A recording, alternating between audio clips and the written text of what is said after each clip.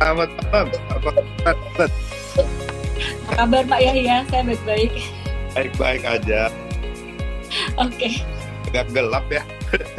Iya, Kurang. nggak apa-apa. Yang penting kehadiran Pak Yahya ini sangat luar biasa sekali dan jadi sebuah kehormatan buat saya dan teman-teman semuanya.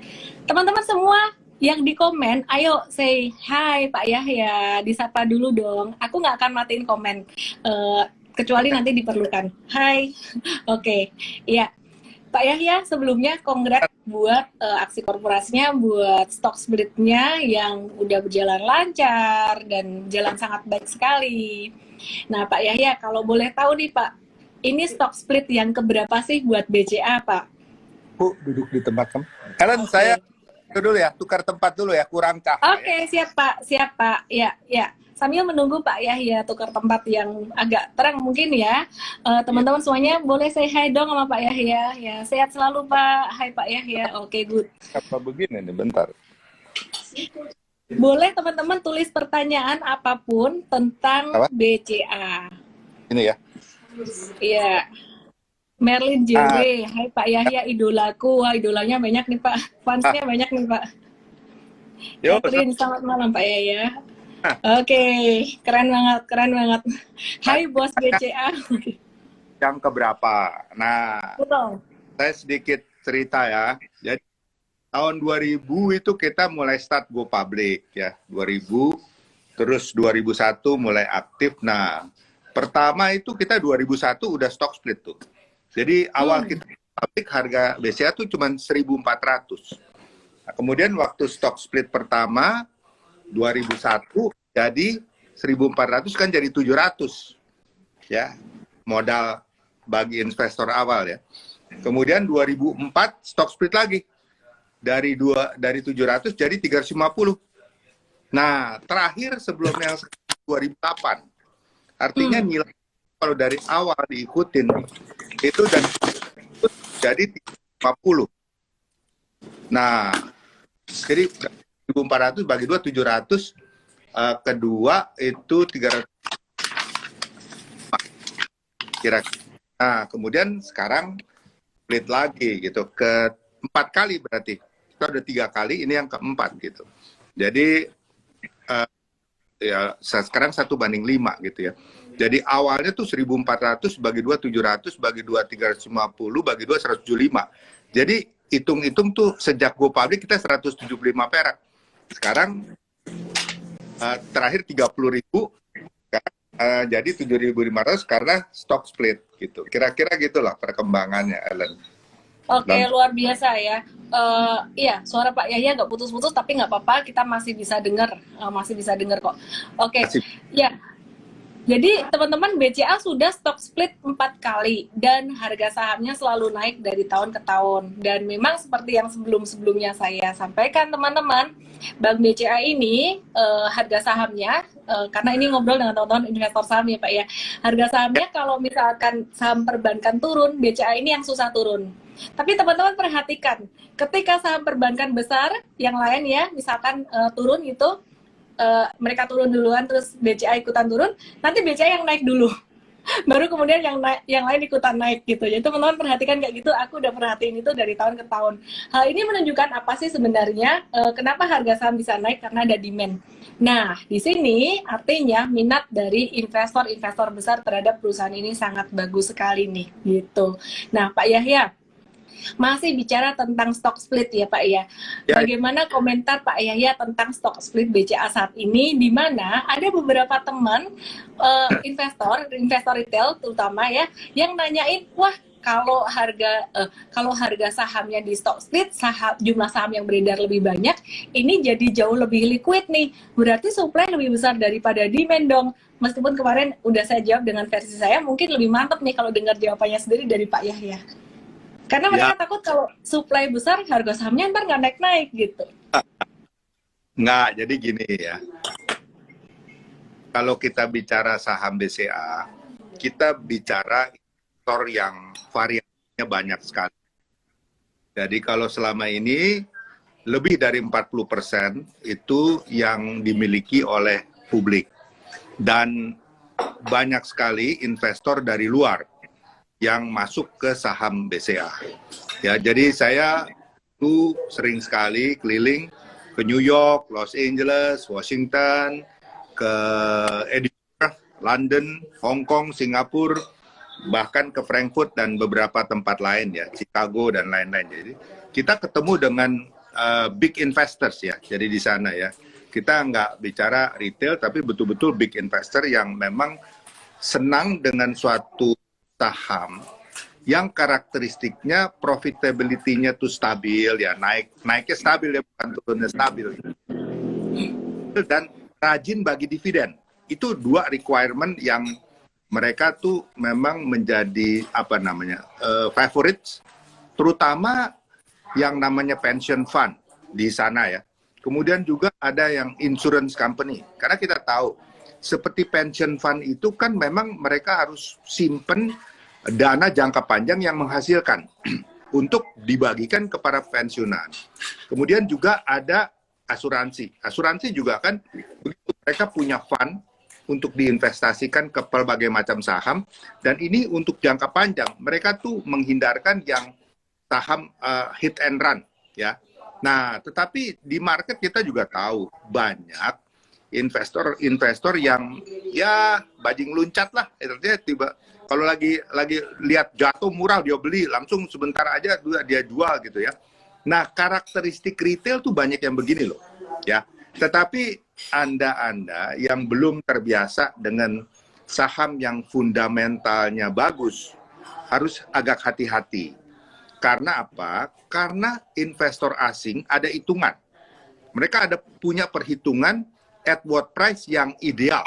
Ya, saya nggak bisa tahu hitungan analis masing-masing ya. Ada analis itu yang berdasarkan fundamental, ada yang berdasarkan teknikal juga. Kalau mereka lihat, wah ini udah tinggi sekali, mereka akan take profit dulu. Tetapi begitu Anda kecepatan jual sampai turun, terlalu banyak, mereka yang beli duluan. Jadi harus hati-hati. Kalau udah naik banyak, jangan beli terus gitu ya. Saya lihat ini agak ya, pemain pemula nih agak terlalu optimistik ya kadang-kadang ya. Bayangkan open 7.400 langsung ditarik 8.250. Itu berarti harganya berapa? 650, kalau dikali 5 3.000 tuh. Kalau harga lama tuh dalam satu hari naik 3.000. Padahal dulu waktu harganya 35 kan naiknya berapa ratus gitu. Nah, ini hati-hati. Karena apa? Karena tadi kalau harga udah terlalu tinggi, investor asing siap take profit juga. Jangan pikir bahwa ini unlimited ya. Ini warning ya. Saya sebagai presiden yang memanage bank itu, kewajiban saya kalau bagus kita bilang bagus, kalau hati-hati harus juga hati-hati. Jadi teman-teman jangan too emosional.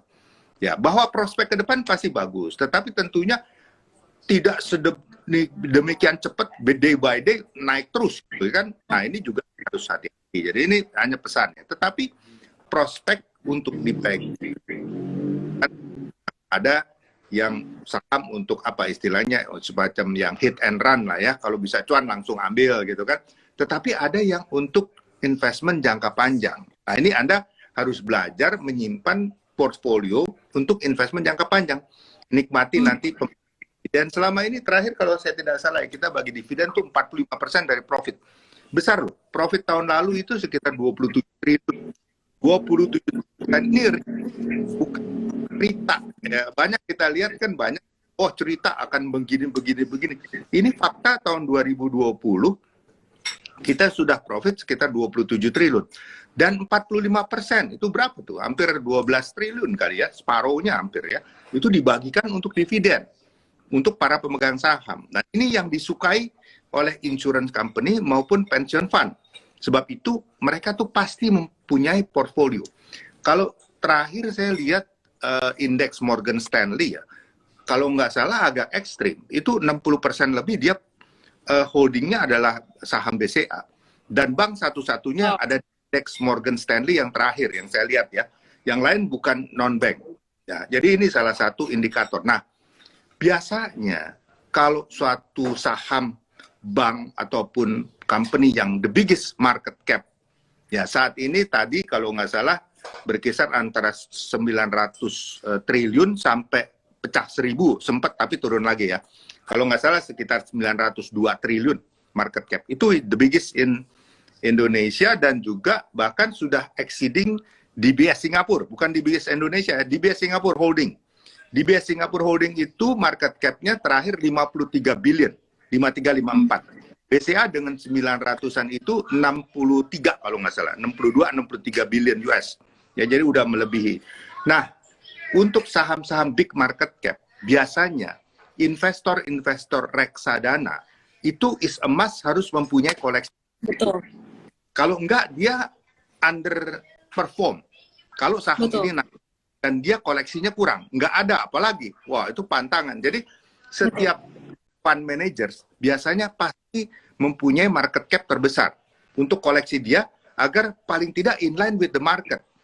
Karena dominasi BCA cukup besar di Jakarta Stock Exchange, ya.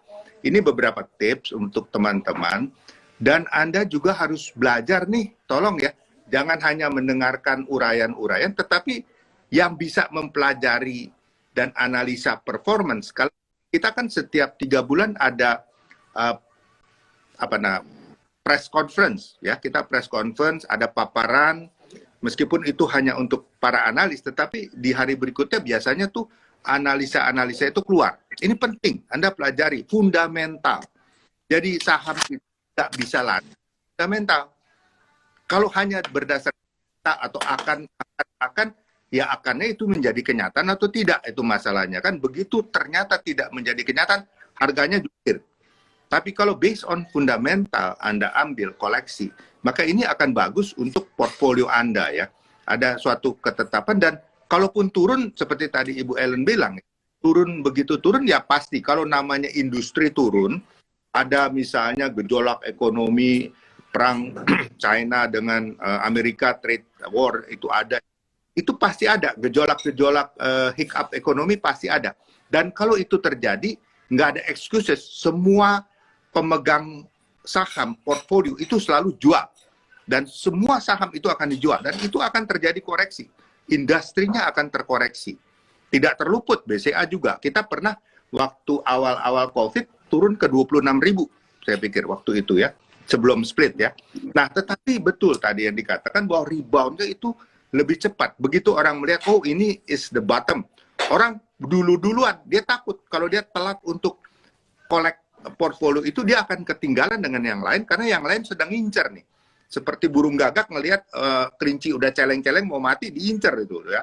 Begitu mati disamber langsung gitu kan. Nah, jadi hal seperti ini harus Anda waspadai. Kalau turun cukup lumayan, itu is a good time to buy gitu ya. Tetapi sebaliknya saya ingatkan, kalau naiknya udah kencang jangan beli terus. Tahan diri. Dunia belum kiamat, masih panjang. Jadi sabar gitu kan. Nah, ini triknya ya. Jadi jangan ikut panas lagi naik, oh kita takut ketinggalan. Enggak juga, nggak akan ketinggalan. Tunggu timing yang tepat. Nah, itu akan menguntungkan dan Anda harus belajar koleksi untuk long term, di mana nanti bisa mendapatkan pembagian dividen. Biasanya kita tuh ada interim dividen, ya. Ini nggak lama lagi, biasanya sekitar Desember tuh kita akan adakan interim dividen, ya.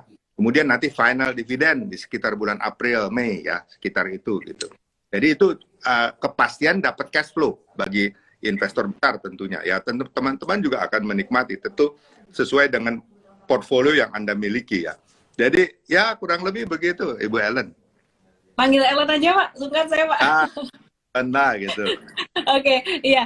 Iya, sangat luar biasa sekali ya. Memang kalau kita nanya sama Pak Yahya tuh jawabannya mantep pol ya. Teman-teman saya nyalakan komennya lagi. Oke. Jadi tadi Pak Yahya menjawab pertanyaan tentang, wah nanti kalau habis stock split jumlah saham beredar banyak gimana nih? Nanti jangan-jangan jadi terlalu liquid, jumlah supply terlalu banyak, demand-nya dikit. Jangan disamakan dengan saham-saham yang lain, teman-teman. Yang satu ini spesial. Kenapa? Karena memang institusi sangat suka, ya, baik dari luar negeri maupun dari dalam negeri, foreign maupun lokal. Dan karena BCA ini termasuk satu emiten dengan kapitalisasi terbesar di Indonesia, maka investor, reksadana, fund manager reksadana itu mereka harus punya, seperti yang tadi Pak Yahya jelaskan, supaya portfolio mereka bisa mengikuti indeks dengan lebih baik gitu. Jangan sampai nanti indeksnya perform, mereka di bawah indeks gitu, istilah kata kayak gitu. Nah, jadi teman-teman nggak usah khawatir dengan jumlah saham yang semakin banyak beredar. Dan BCA kalau menurut saya pribadi, harga sahamnya dalam jangka panjang pasti masih akan naik dan upside-nya masih banyak. Tapi seperti yang Pak Yahya bilang tadi sangat bijaksana sekali, bahwa dalam jangka pendek pasti ada fluktuasi, dan ini memang IHSG udah naiknya ngegas terus, BCA juga udah naiknya ngegas terus dalam sebulan terakhir. Jadi teman-teman belajar tahu kapan ngegas, kapan ngeremnya, jangan kayak mobil remnya plong gitu. Oke, ini sebelum saya lanjutkan tanya ke Pak Yahya, tadi Pak Yahya ada sempat bilang istilah kata tuh barang bagus itu kalau misalkan market jatuh itu pasti akan diburu duluan. Ini buktinya. Aku mau kasih lihat teman-teman, kalau misalkan ada crash di market, maka kalau ada recovery itu yang diburu adalah saham big cap perbankan dulu, dan yang pertama pastinya BCA di sini ya. Teman-teman ngikutin saya nge-live udah lama dong, sering dong ya, dan bukan saya ketika live dengan Pak Yahya aja saya mention BCA dibagus-bagusin, enggak. Tapi dari tahun lalu saya nge-live tahun 2020 itu juga saya ngomongin BCA sebagai pilihan nomor satu untuk investment, terutama perbankan. Ini bulan Maret nih ya, 2020 ketika COVID-19 mulai pertama merebak di Indonesia, jatuh dalam, jatuhnya volume transaksi tinggi. Tapi perhatikan di sini, pas dia di bawah, dia diborong volume transaksinya tinggi banget. Sehari itu dia naik fluktuasinya mungkin agak kecil di sini. Aku bisa kasih lihat teman-teman, fluktuasinya sehari itu bisa naik 23%, range 23%. Kapan lagi nih saham perbankan bisa kayak gini? Nah, ini satu hal yang sangat langka sekali. Jadi kalau teman-teman misalkan di market jatuh dalam, terus kemudian terjadi apapun lah di market ya, itu teman-teman kalau misalkan mau buy on weakness untuk investasi jangka panjang, gampang banget. Yang dicari adalah perusahaan perbankan, biasanya akan di cover duluan. Kalau di Indonesia ya, big caps-nya, paling big caps tuh sekarang perbankan, dan BCA jadi pilihan utama ya. Jadi bahkan saya nggak pakai disclaimer lagi loh teman-teman. Nggak pakai disclaimer untuk jangka panjang ya. Kalau jangka pendek ya pasti ada fluktuasi. Nah, seiring dengan berjalannya waktu, teman-teman tuh bisa lihat di sini nih. Ini fluktuatif, maka dari itu bisa dibilang bahwa investor ngelihat fundamental, jangan ngelihat harga. Kalau ngelihat harga ini naik turun, teman-teman bakalan bisa galau. Sampai akhirnya ya, kemarin sempat sideways lumayan lama tuh di bulan Mei sampai Juli ya, Mei sampai Agustus dia turun terus sampai ke 30.000, dan waktu itu M-Trade gencar banget kita bilang di Juli Agustus nih beli karena kesempatannya jarang banget, dan kita bersyukur kira-kira dalam waktu yang bersamaan juga, dalam waktu yang dekat itu kita berkesempatan berkolaborasi dengan BCA dalam acara bedah emiten di M-Trade, dan saya juga sempat mendapat kehormatan diundang oleh Pak Yahya di live Instagram BCA gitu. Jadi kebetulan memang waktu itu terjadi reversal di sini ya, dan harga sahamnya mulai naik dan nggak mau turun gitu. Jadi teman-teman waktu itu di sini lagi hype saham-saham saham-saham digital banking, kemudian saham-saham teknologi. Banyak yang mempertanyakan, wah perbankan yang udah gede-gede konvensional gimana ya, kok nggak naik-naik? Saya waktu itu cuman jawabnya, it's all about timing. Dan sekarang waktulah yang membuktikan. Oke, Pak Yahya, kita mau belajar banyak lagi nih dari Pak Yahya. Sebenarnya saya tadi cuman menyiapkan 4 pertanyaan, karena saya berharap, wah, saya maunya dengar jawaban panjang, dan memang panjang, dan aku suka banget dijawab panjang dan detail sama Pak Yahya gitu. Pak Yahya, ini ada pertanyaan di luar list yang tadi saya sampaikan gitu. Bicara tentang investasi. Investasi ini kesempatannya jarang, tidak seperti trader. Kalau trading itu kesempatannya mungkin bisa setiap hari ada atau setiap bulan ada.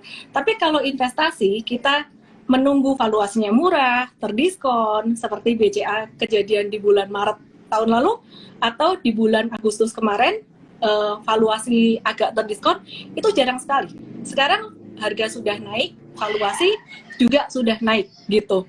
Nah, gimana nih Pak buat teman-teman yang kepengen banget investasi baik di saham BCA maupun di saham apapun nih. Jadi strategi investasi. Sekarang mungkin saya tanya ke Pak Yahya tentang strategi investasi gitu. Suka banget dengan perusahaan ini, fundamentalnya bagus. tapi timingnya udah lewat gitu untuk valuasi yang sangat murah sekali. Apa yang sebaiknya dilakukan oleh teman-teman yang masih kepengen investasi di sini? Ya, terima kasih Ellen. Jangka Jadi panjang ya Pak? Iya. kalau jangka panjang, yang pertama tadi ya kita lihat atau pilih yang fundamentalnya bagus, market cap lumayan besar ya, karena ini adalah sasaran dari investor asing. Dan investor asing itu kalau melihat fundamental bagus, setiap saat pasti akan masuk, dan kalaupun nanti ada tadi kejadian-kejadian gejolak ekonomi, mereka yang akan juga masuk paling cepat begitu ngelihat situasi udah mulai berbalik ya. Jadi ada somebody yang akan memotori saham-saham itu ya. Nah, kalau memang belum dapat timing yang baik ya, investment itu harus disiplin, harus nyicil. Apakah setiap bulan ya, nggak usah banyak-banyak, sedikit-sedikit dikoleksi, tetapi harus ada juga persediaan pelor saat dimana terjadi koreksi yang dalam. Nah, di situ harus ada timing. Jangan untuk investment itu kalau lagi harga dianggap lagi mahal gitu ya, dibeli semua udah di situ, nanti pada saat ada koreksi nggak ada pelor lagi gitu ya. Nah, jadi memang harus ada hitungan. Sebab itu saya juga melihat ya, investor yang smart itu tabungannya tuh cukup tebal. Ya mereka parkir di situ meskipun belum ada bunga, tapi secara disiplin mereka itu invest tiap bulan dia beli sejumlah tertentu, ya itu akan averaging jadi harganya. Dan kalau yang performance-nya fundamental bagus, itu rasanya tahun per tahun Anda lihat grafik seperti BCA dan beberapa saham yang fundamentalnya bagus, itu year per year pasti itu ada kenaikan, kecuali mungkin COVID 2020 ya, mungkin ada beberapa yang cukup suffer, dan COVID-19 ini cukup lama kan prosesnya. Untuk barang-barang misalnya food dan lain-lain tuh kadang-kadang cukup lama recovery-nya ya. Tetapi yang fundamental bagus, jangan khawatir, satu saat dia akan catching up lagi dan akan naik lagi. Nah, saya pikir disiplin untuk menabung itu penting, dan sementara harus, ya bukan karena saya di bank ya, jadi mengharapkan Anda taruh di tabungan ya, tetapi itu salah satu jalan. Kalau nggak Anda mau taruh di mana? Anda taruh di obligasi, bagus, pemerintah senang juga. Kita juga sebagai bandar obligasi, tapi kan pada saat kita perlu duit, waktu dijual bisa untung bisa rugi. Nggak garanti juga gitu. It depends pergerakan daripada interest rate misalnya kan. Nah hal itu juga bisa, tetapi ada risiko pada saat Anda perlu gitu ya. Nggak selamanya premium gitu. Nah tapi kalau di tabungan emang bunganya kecil sekali, bahkan hampir nggak ada. Ya itu, tetapi at any time Anda bisa jump in. Nah possibility itu yang tinggal bobotnya aja berapa besar Anda disiplin nabung tiap bulan gitu ya. Bahkan kalau saya tidak salah, saya dukung juga proyeknya Bursa Jakarta yang nabung saham kan. Jadi di sini nabung saham bukan hanya uang, nabung saham juga gitu. Jadi saya pikir satu-satunya jalan itu, Ellen, menurut saya sih. Yang penting pilih saham yang fundamentalnya bagus, itu aja. BCA. Daripada bingung milih BCA. Oke. Oke, kenapa saya berani ngomongnya mantap sih teman-teman? Saya tuh di capital market belum lama, dari tahun 2007. Pastinya Pak Yahya lebih lama dari saya gitu, masih harus banyak belajar. Selama saya dari 2007 sampai sekarang, saya melihat banyak sekali saham-saham yang ya naik turun. Kalau investasi di sektor apa yang paling ini sih, kalau di Indonesia sih lebih ke perbankan ya, dan teman-teman bisa lihat sendiri secara historikal dalam jangka panjang di monthly chart ini harga saham nggak mengecewakan gitu. Ya, jawaban yang sangat bijaksana sekali dari Pak Yahya. Jadi buat teman-teman yang telat beli BCA, nggak dapat di harga Maret kemarin, nggak dapat harga di Agustus kemarin, maka yang bisa dilakukan adalah dengan cara nabung saham atau dollar cost averaging. Istilah kata tuh beli secara rutin, mungkin tiap bulan ada rezeki beli, tiap bulan ada rezeki beli, atau kalau pas ada turun-turunan beli, tapi tetap harus punya uang, punya tabungan, punya uang dingin, siapin pelor lebih ketika terjadi sesuatu kayak kemarin crash tahun 2020 karena COVID-19, hajar bleh. Itu rahasia kaya dari BCA. Oke. Ellen, kadang-kadang terbalik, pada harga naik tinggi dia kejar terus, pada saat turun pada takut. Memang sih naluri orang ya, kalau lagi turun kan memang takut ya.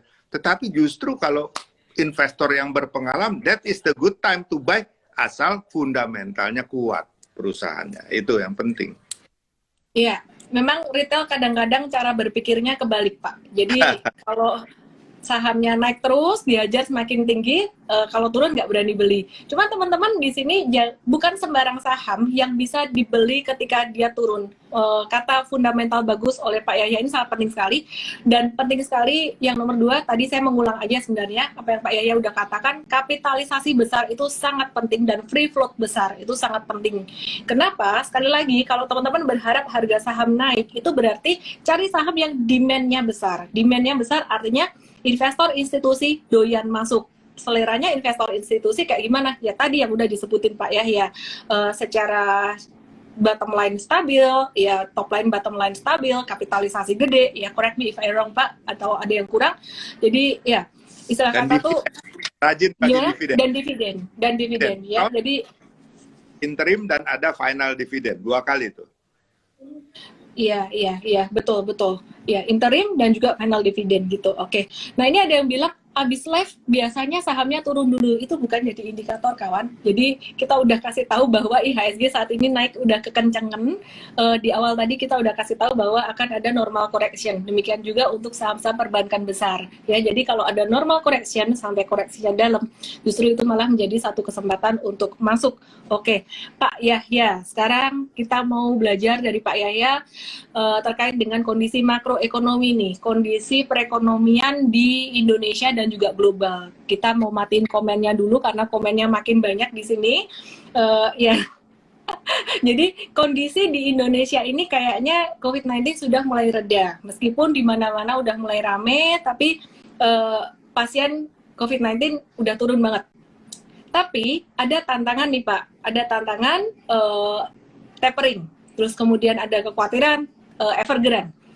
Ada kekhawatiran yang lain lagi nih, misalkan kalau China nanti krisis energinya udah selesai gimana? Terus ada kekhawatiran lagi tentang pajak di tahun 2022 yang semakin digalakkan gitu.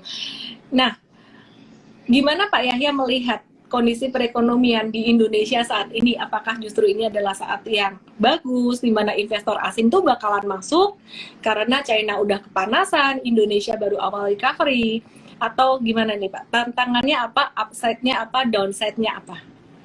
Ya, saya lihat pertama ya, pemerintah cukup berhasil untuk sementara ini mengatasi gejolak daripada COVID ya. Kita tahu di mana-mana terkendali, meskipun hari ini Jakarta agak naik sedikit ya, tetapi intinya masih jauh daripada yang itu sampai 16.000 Jakarta ya. Dan Jakarta ini betul-betul barometer ekonomi Indonesia kan, pusat perdagangan.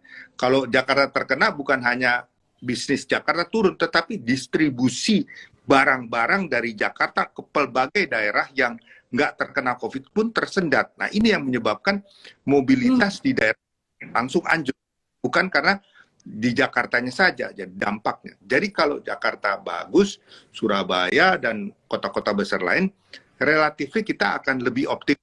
Nah, yang kedua yang kita perlu perhatikan adalah bagaimana tourism. Ini penting ya, seperti di Bali, di tempat-tempat wisata lainnya. Ini kan menanti COVID ini benar-benar bisa agak lebih landai sehingga dikurangi masa isolasi ya. Kalau diisolasi 5 hari gitu ya, pasti orang males lah.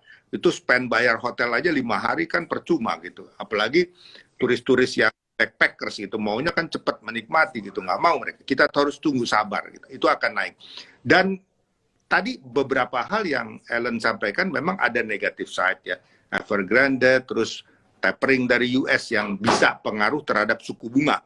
Suku bunga pada akhirnya itu kan menentukan modal kerja dan kredit perbankan ya, itu juga menyebabkan kemungkinan ada extra cost bagi bisnis ya di satu sisi. Untuk perpajakan juga demikian. Saya pikir kalau perpajakan sih secara merata, kalau naik 1% PPN misalnya, kemudian PPh nggak jadi turun, rasanya sih nggak terlalu masalah juga sih bagi perusahaan-perusahaan ya. Nah, tetapi yang penting kita harus amati, Tuhan nih baik banget buat Indonesia. Kita lihat, bahan tambang, tiba-tiba permintaan terhadap coal luar biasa meningkat. Permintaan CPO dari 600-an bahkan pernah menyentuh $450 per ton. Itu naik sampai 1.000 lebih per ton ya. Coal juga begitu. Dari dulu paling tinggi seingat saya 120, 150. Turun sampai 60, 50. Naik lagi sampai 240 kalau nggak salah ya. Luar biasa ini ya. Dan satu lagi, yaitu alumina, nikel, besi, baja. Nah, itu adalah ekspor yang luar biasa ledakannya. A blessing in disguise buat Indonesia ya, sehingga kita punya devisa akan makin kuat. Jadi Anda nggak perlu khawatir adanya mata uang kita jatuh atau apa, enggak, karena rupiah ini saya kira sangat kuat ya fondasinya saat ini dengan ekspor yang begitu besar, siap untuk kalau mobilitas lokal sudah meningkat, pasti konsumsi masyarakat akan meningkat. Good for perbankan ya, kan ada kredit-kredit baru ya, karena perusahaan sudah mulai hidup, mulai bekerja lagi. Memang dulu kita selalu takut kenapa? Importnya makin banyak, karena kita tahu bahan baku di Indonesia itu mayoritas masih import. Tetapi dengan ekspor kita yang sudah ambil start lebih dulu, persediaan devisa kita yakin akan cukup untuk itu ya. Dan import ini kan akan sedikit-sedikit naik ke depan. Ini kita akan lebih stabil dalam mengatur mata uang rupiah dan pengaturan devisa. Dan yang paling penting menurut saya ya, kalau di perkebunan, pertambangan itu meningkat, yang paling penting adalah labor. Bagaimanapun di perkebunan, di pertambangan saya pikir tetap perlu labor. Dan bukan hanya yang kerja di kebun atau tambang. Kan hasilnya harus diangkut. Ada truk, ada alat berat, ada pelabuhan yang makin ramai, ada buruh yang harus ngangkut barang gitu kan. Ada kapal tongkang yang berseliweran. Nah, ini semuanya kan perlu labor, nggak bisa automation, belum ada robot-robot semua yang ngatur gitu. Semuanya tuh labor. Ini yang paling penting, bukan hanya ekspor kita yang bagus, tetapi pendistribusian income, dan kebanyakan nanti begitu ini mulai booming lagi, pekerja itu dari Pulau Jawa. Nah, ini bagus kan?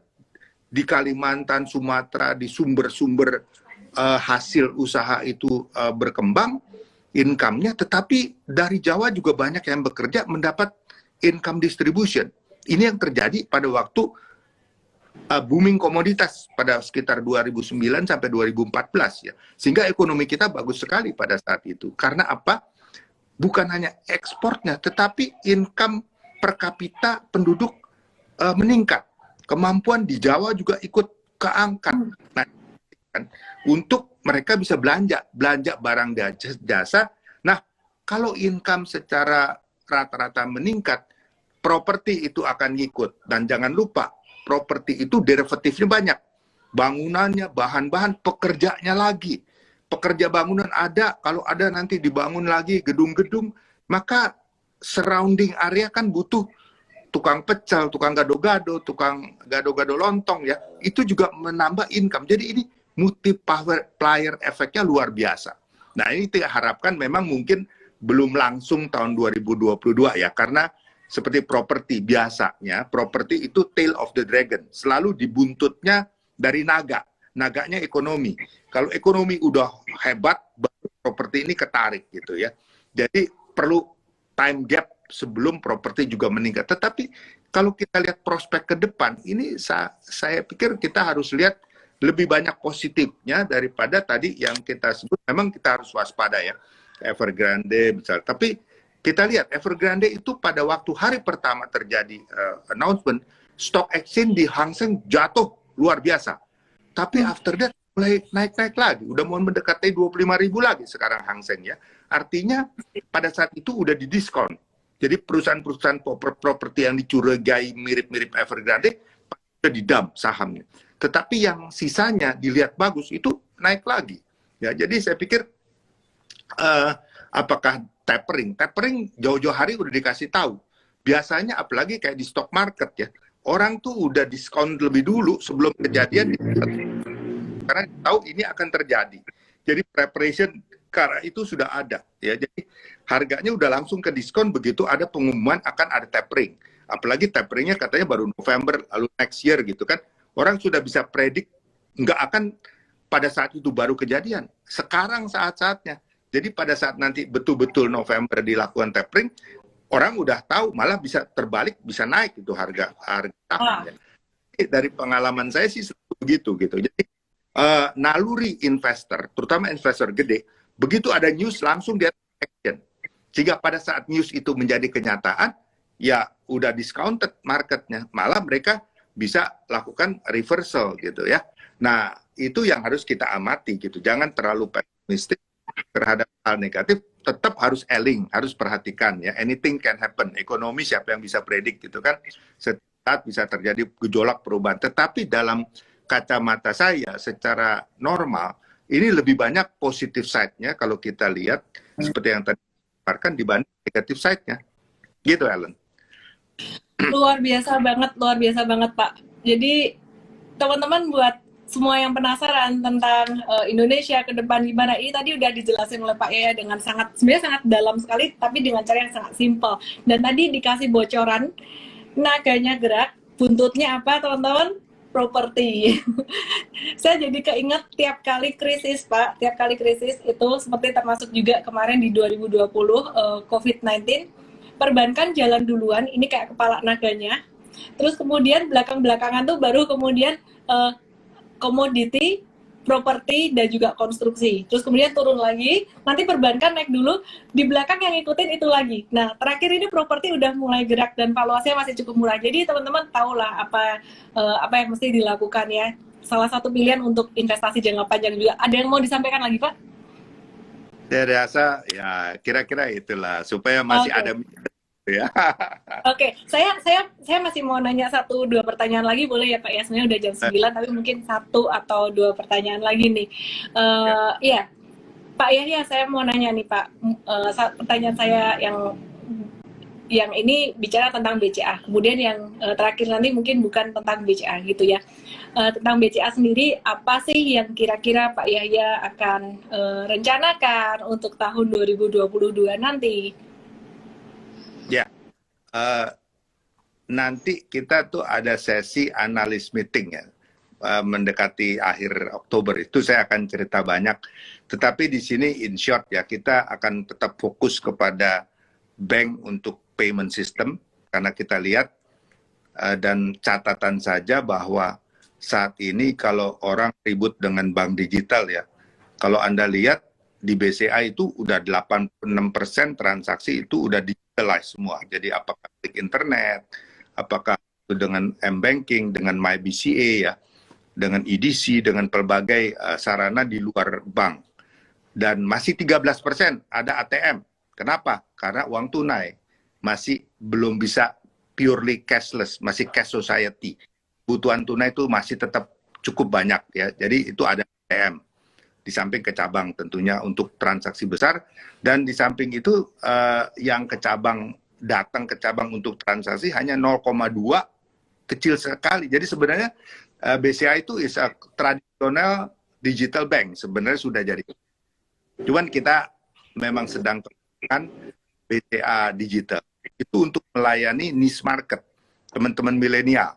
Ya kalau kolonial masuk di sana ya bukan salahnya dia lah kalau nggak terlayani. Tapi kalau milenial ya dan selenial, senior milenial yang memang masih berjiwa menghendaki feature-feature baru dan hal-hal yang lebih canggih, itu pilihan yang tepat, karena itu kenapa kita bikin bank digital BCA gitu, untuk melayani suatu niche market, dan setiap market pasti ada niche market. Ini kita special service kepada golongan milenial. Nah itu kira-kira itu yang akan kita lakukan, dan tentu kredit, ada kredit bagaimana bisa hidup, nggak bisa hidup dengan bond atau SBN, nggak bisa, itu tutin marginnya, harus tetap cari kredit, tetapi ya harus mitigate all the risk ya. Dan kalau apa yang saya sampaikan terjadi 2022, kita cukup optimis bahwa kredit itu akan back to sedikit banyak mulai mendekati tingkat normal. Bahkan untuk kredit konsumen seperti KPR dan KKB itu bahkan dapat saya informasikan itu sudah melebihi, saat ini sudah melebihi daripada sebelum COVID per bulannya yang kita bisa dapat saat ini ya untuk kredit konsumen ya. Itu sekedar gambaran untuk ke depan. Kira-kira gitu, Ellen. Oke, menarik banget. Tadi ada satu istilah baru namanya selenial. Saya baru belajar nih. Saya ada explore Blue-nya juga Pak, BCA Blue. Ini sepertinya cocok juga untuk Gen Z. Ini saya udah di WhatsApp oleh tim Bapak, ini jangan lama-lama, Bapak mau istirahat gitu. Tapi satu lagi Pak. Saya sangat senang sekali dengar Pak Yahya, teman-teman semuanya juga senang sekali. Satu lagi sekalian, ini menjadi satu closing pesan-pesan, closing statement dari Pak Yahya. Saya pengen tahu nih tips tentang life Pak, mungkin di luar, bicara di luar bank, di luar pekerjaan, di luar apa ya, tentang life Pak. Tentang live ya, saya pikir keseimbangan itu harus terus dijaga ya.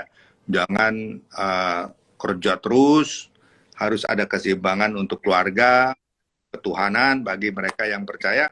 Tentu punya Tuhan dan itu penting kita menjalin hubungan ke atas, horizontal sesama teman. Jangan lupa dengan teman-teman ya. Dan paling penting saat ini juga olahraga. Harus sediakan waktu ya. Karena apa? Imunitas itu timbul kalau badan terjaga dengan baik dan harus selalu happy. Nah, hati yang happy itu mencegah datangnya penyakit. Jadi itu menambah imunitas kita. Jadi ya kita harus selalu senyum, selalu happy, biarpun banyak pikiran tetap harus happy. Smiling face. Nah, itu masih ada itu. Saya pikir keseimbangan itu harus terus dijaga ya.